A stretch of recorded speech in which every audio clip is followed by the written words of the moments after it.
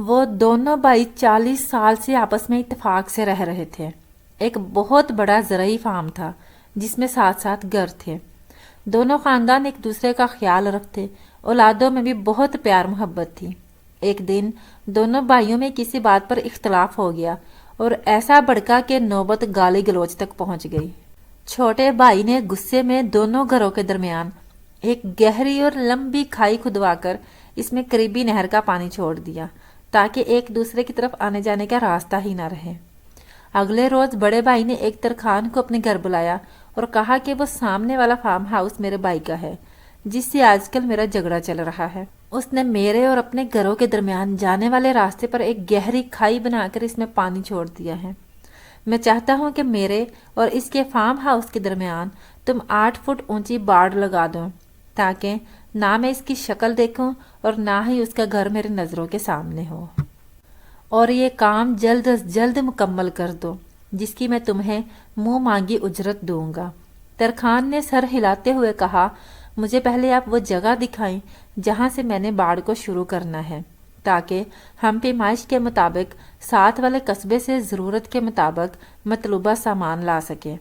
موقع دیکھنے کے بعد ترخان بڑے بھائی کو ساتھ لے کر قریبی قصبے میں گیا اور 4-5 کاریگروں کے علاوہ ایک بڑی پک اپ پر ضرورت کا تمام سامان لے کر واپس آ گیا۔ ترخان نے اسے کہا کہ اب آپ آرام کریں اور یہ کام ہم پر چھوڑ دیں۔ ترخان اپنے مزدوروں کاریگروں سمیت سارا دن اور ساری رات کام کرتا رہا۔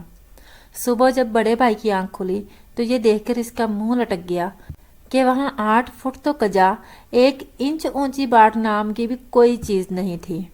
غور کرنے پر معلوم ہوا کہ وہاں تو ایک بہترین پل بنا ہوا تھا۔ ترخان کی اس حرکت پر حیران ہوتا ہوا وہ جو ہی اس پل کے قریب پہنچا تو دیکھا کہ پل کی دوسری طرف کھڑا اس کا چھوٹا بھائی اس کی طرف دیکھ رہا ہے۔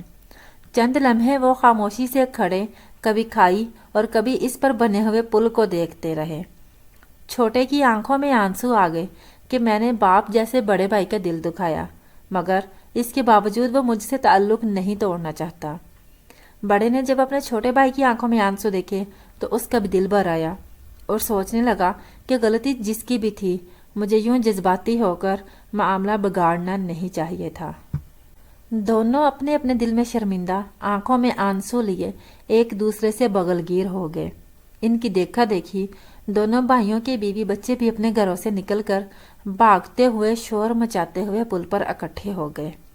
بڑے بھائی نے ترخان کو ڈھونڈنے کے لیے ادھر ادھر نظر دوڑائی تو دیکھا کہ وہ اپنے اوزار پکڑے جانے کی تیاری کر رہا تھا۔ بڑا بھائی جلدی سے اس کے پاس پہنچا اور کہا کہ اپنی اجرت تو لیتے جاؤ۔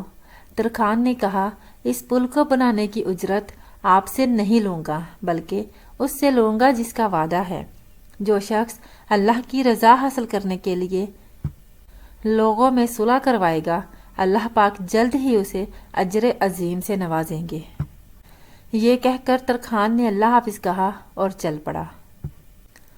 ہم سب کو بھی اس ترخان کی طرح کوشش کرنی چاہیے کہ لوگوں کے درمیان پل بنائیں، نہ کہ لوگوں کو ایک دوسرے سے جدا کرنے کا سبب بنے۔